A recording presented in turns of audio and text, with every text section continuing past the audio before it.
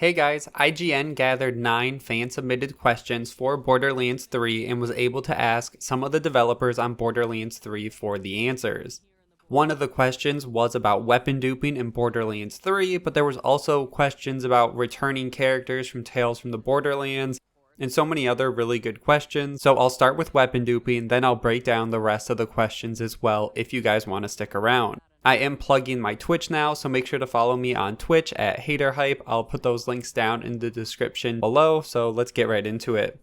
Weapon duping, if you guys don't know, was an exploit in Borderlands that allowed players to make a copy of a weapon that was found, which means in multiplayer games, the whole group could get one legendary weapon and then duplicate it 4 times so everyone could have one. It was a really popular practice in Borderlands 2, but the methods on how to do it kind of changed throughout the years.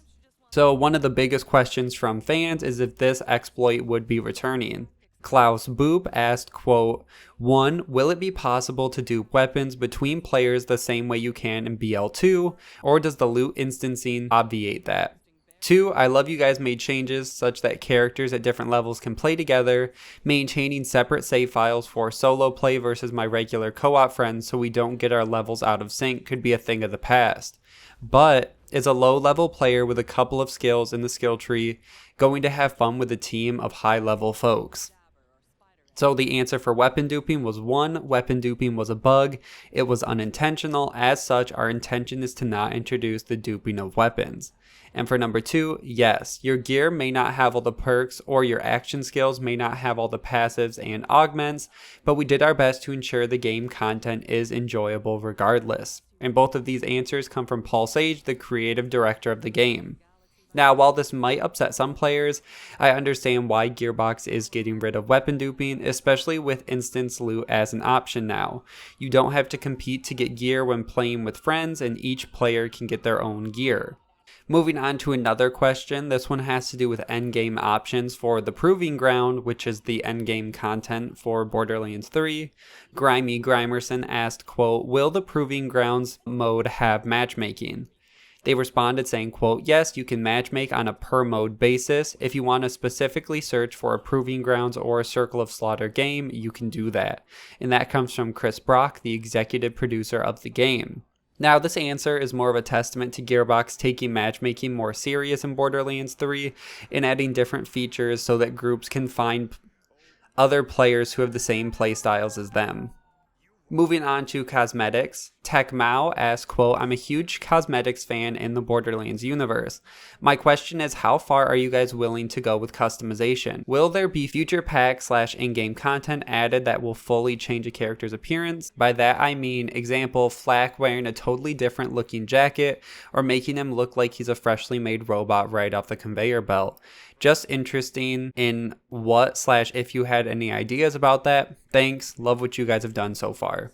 Now, they start by saying, quote, from the start of the customization talk on Borderlands 3, I wanted to push the aesthetic further and more dramatic than we ever have. It was important to get crazier with heads and skins to support that gamut between really cool and really silly.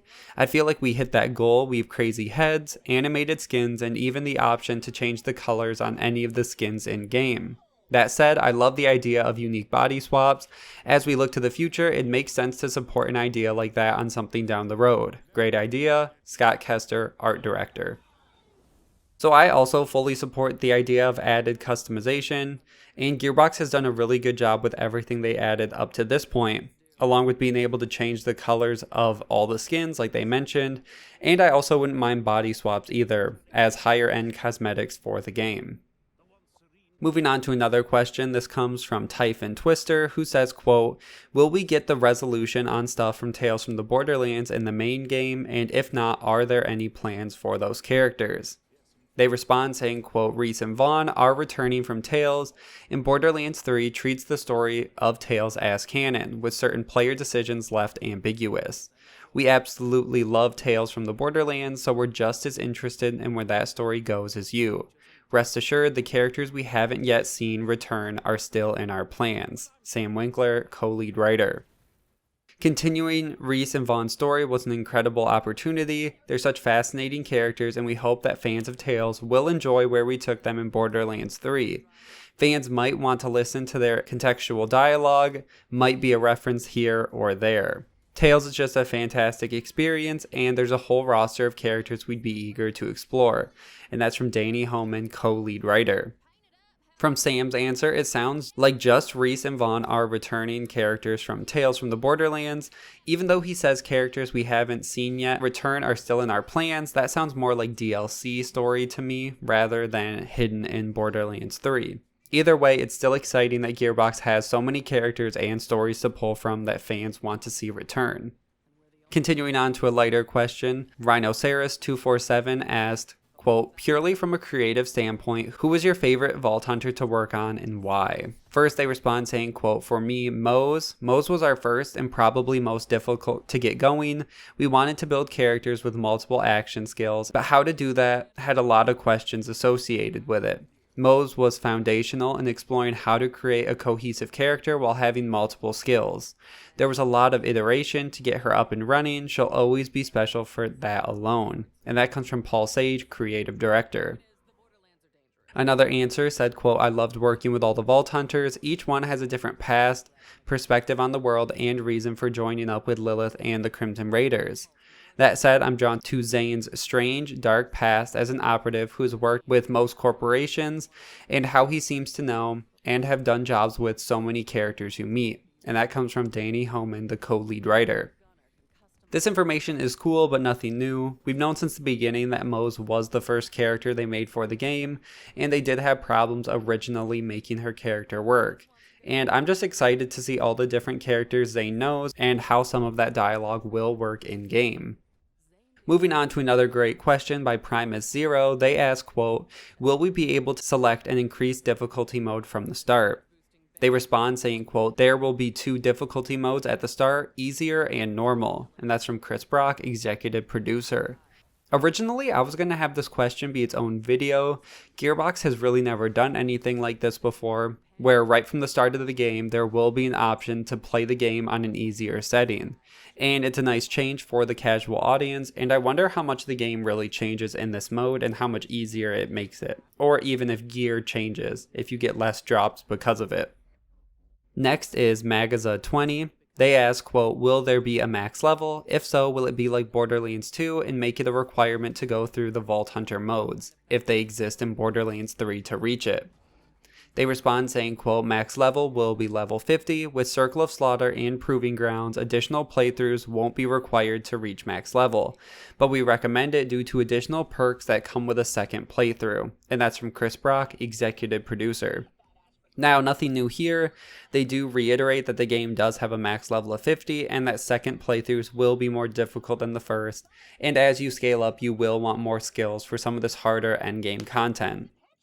After that, it's another good question, comes from Funky Chipmunk, who asks, quote, are there going to be action skill loadouts for each character that we can save and swap between made up of currently unlocked skills / augments? They respond saying, quote, there will not be savable loadouts for each character. This is interesting though, and something to consider moving forward. And that's Chris Brock, executive producer. Now, this is something I could definitely see Gearbox adding in the future, and going even a step further than just changing skill and augments, I could see them even letting us just have gear setups that once we go to, it changes shield, class mod, everything for different builds that we want. With all the build diversity in this game compared to past entries in the series, it would make sense for Gearbox to include a quick way for players to switch between their builds. It could include a raid build, mobbing, and just casual play, and this is something I actually really would like Gearbox to see, and I hope they really take this question seriously. And finally, the last question comes from BrazzleFrazzle74, who says, quote, does instance loot and level scaling work with local co-op or online only? They respond saying, quote, yes, instance loot and level scaling works with split screen, and that comes from Paul Sage, creative director. Once again, for co-op players, this will be very nice. If you do play couch co-op, you don't have to worry about playing ahead of your friends' characters, because you will be able to scale.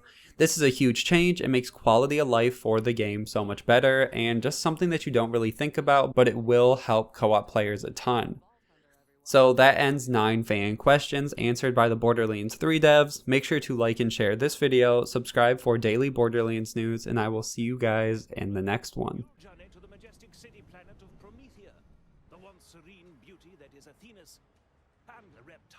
infested swamps of Eden 6. But let me assure you, it's a big galaxy out there, and